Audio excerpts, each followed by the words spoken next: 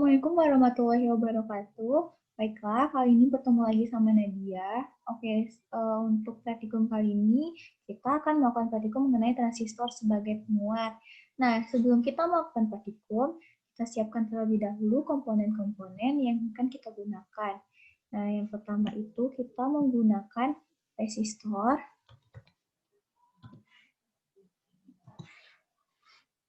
Selanjutnya kita menggunakan kapasitor.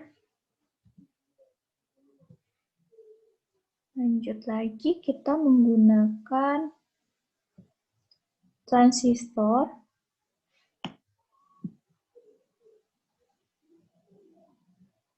Transistor yang kita gunakan yaitu dengan tipe 2N2369 atau transistor bipolar. Nah, sebelum kita merangkai, kita juga menggunakan power supply. Dan di sini kita akan mencari tegangan dari BE, tegangan dari CE, serta arus basis dan tegangan input serta outputnya. Jadi kita harus memerlukan power supply-nya. Nah, di sini sudah ada power supply-nya. Oke, kita rangkai terlebih dahulu komponen-komponennya. Lalu kita menggunakan kapasitor. Nah, kapasitornya kita letakkan di sebelah sini. Lalu kita menggunakan resistor.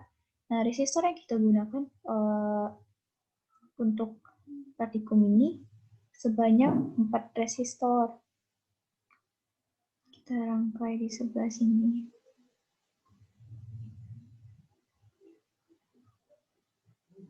Nah, resistor ini kita load seperti ini.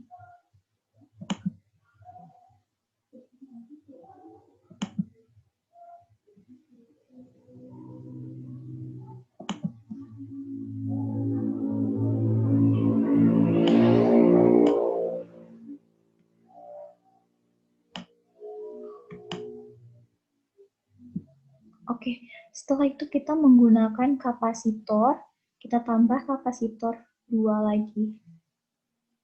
Nah, kita letakkan di sini, yang satu lagi kita letakkan di sini, dan kita geser sedikit.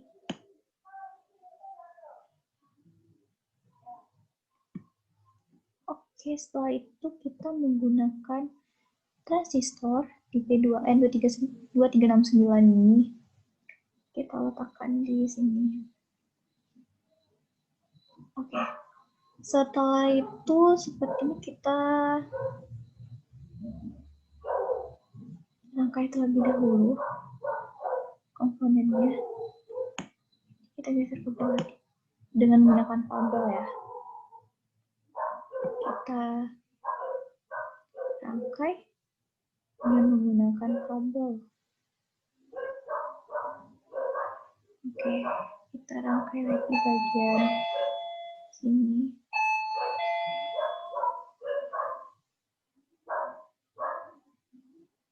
Bagian sini.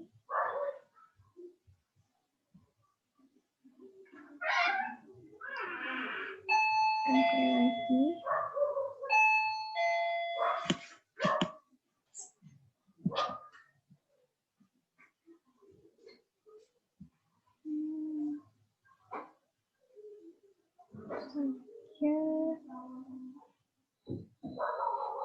Kita juga menggunakan DC voltmeter dan DC ammeter di sini teman-teman. Jadi di sini kita letakkan DC ammeternya.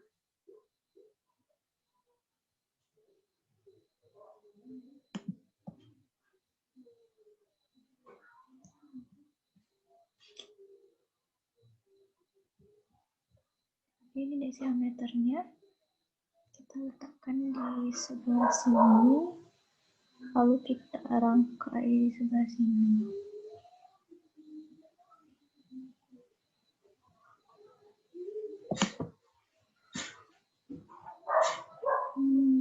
Kita pasang DC voltmeter di sebelah sini. Nah, ini itu kita hubungkan di sebelah sini. Dan ini juga.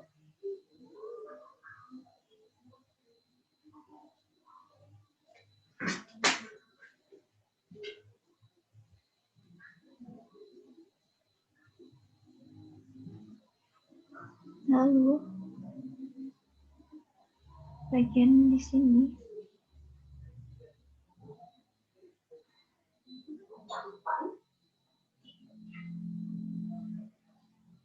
nah, seperti itu.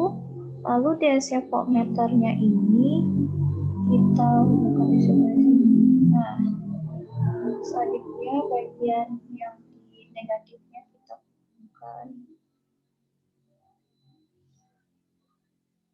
sini. Setelah itu kita menggunakan DC voltmeter juga, tapi di bagian sebelah sini. Nah, kita hubungkan lagi. Yang bagian negatifnya terhubung dengan bagian positif DC voltmeter di sebelah sini. Lanjut, ini kita tarik kabel di sebelah sini. Lalu kita gunakan juga DC voltmeter di bagian sebelah sini. Lalu baru dihubungkan di sebelah sini dan bagian ini kita hubungkan ke sebelah sini, teman-teman. Ini ke sini dan ini ke sini.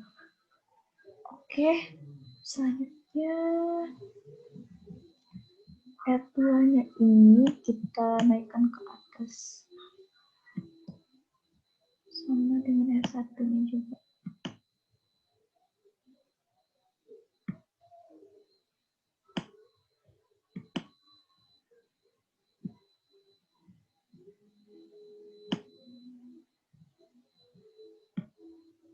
Nah, di sini kita letakkan DC ammeter. Nah, kita load. Baru kita hubungkan.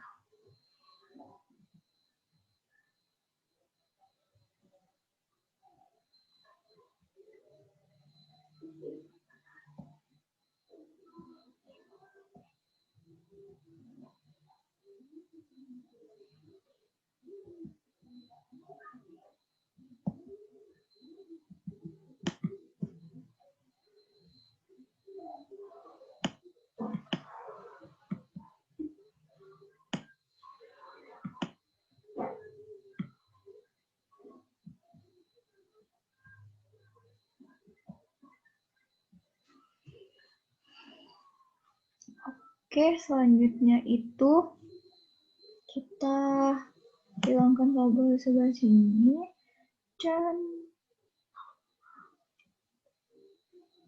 kita letakkan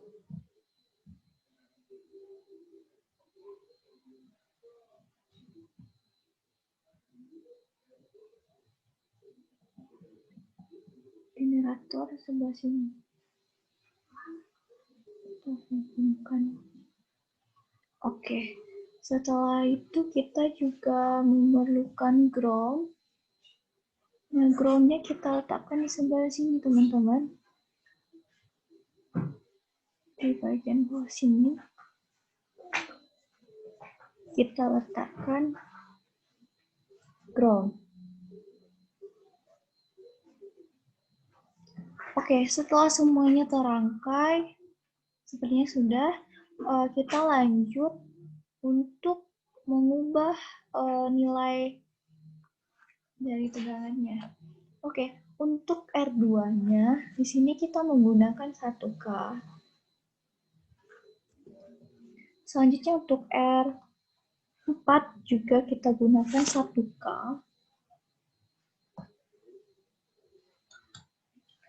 Selanjutnya itu R4, R2-nya udah diubah, lalu kita ubah C2-nya.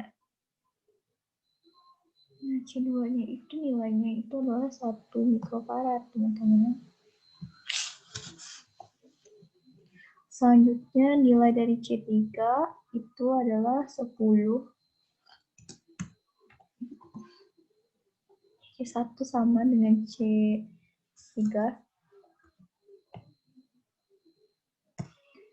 Setelah itu satuannya yang dari miliampere kita ganti ke mikroampere.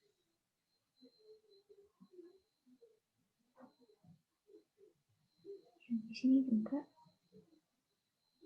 mikroampere.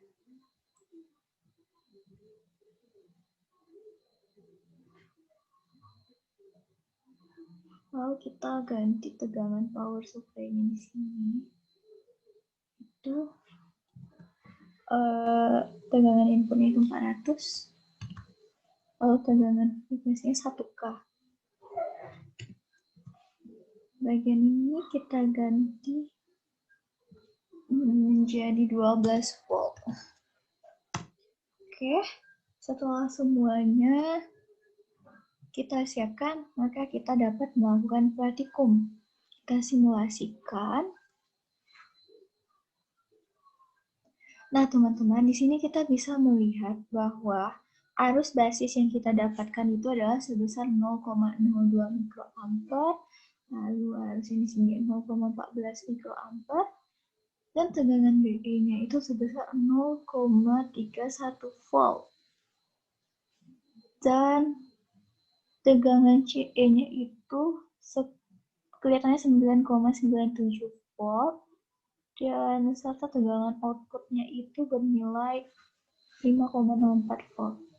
Lalu, setelah semuanya kita simulasikan, kita akan mencari gelombangnya, bentuk dari gelombangnya.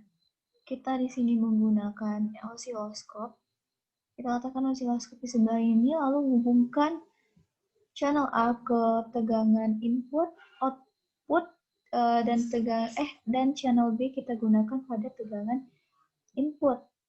Dan kita bisa melihat bentuk dari gelombangnya. Kita simulasikan, teman-teman. Nah, sepertinya sini sudah terlihat bentuk dari gelombangnya.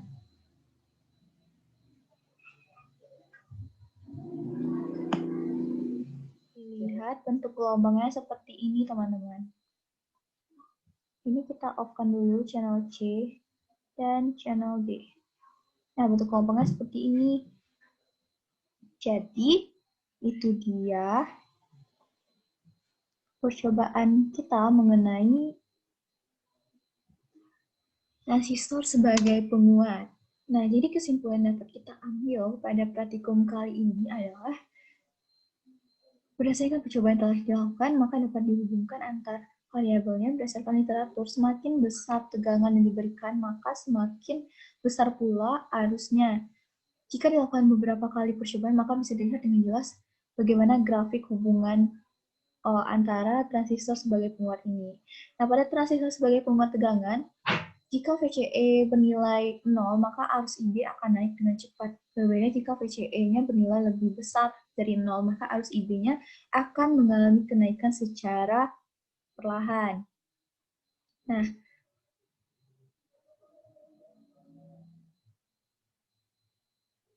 pada percobaan transistor sebagai penguat ini, berarti menggunakan kaki basis sebagai input dan kaki emitter sebagai output atau ground. Saat tidak ada tegangan bias pada kaki basis, maka arus basis IB tidak mengalir ke transistor. Akibatnya, transistor dalam posisi off atau tidak ada arus listrik yang mengalir pada transistor. Sebaiknya ketika basis diberi tegangan bias maju atau tegangan positif, maka kaki basis emitor yang merupakan supradioda tidak mendapat tegangan maju atau forward voltage. Akibatnya, elektron bebas yang banyak terdapat di daerah emitor akan bergerak ke basis. Zona depresi antara emitor basis akan hilang, karena jumlah elektron bebas pada daerah emitor lebih banyak daripada daerah kolektor. Maka daerah kolektor akan lebih positif dibandingkan daerah emitor. Serta elektron bebas dari daerah emitor sebagian besar akan mengalir ke tegangan positif, sumber melewati daerah kolektor, dan sebagian kecil akan mengalir ke tegangan positif bias basis. Nah, selanjutnya itu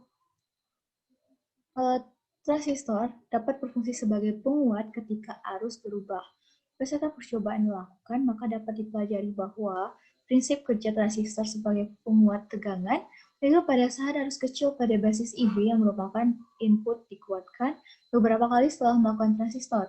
Arus output yang telah dikeluarkan tersebut diambil dari terminal kolektor besar yang dihubungkan pada setiap terminal transistor yang disesuaikan dengan IP dan karakteristik dari transistor tersebut. Sinyal yang diperkuat dapat berupa arus DC maupun AC, serta juga tegangan keluarannya.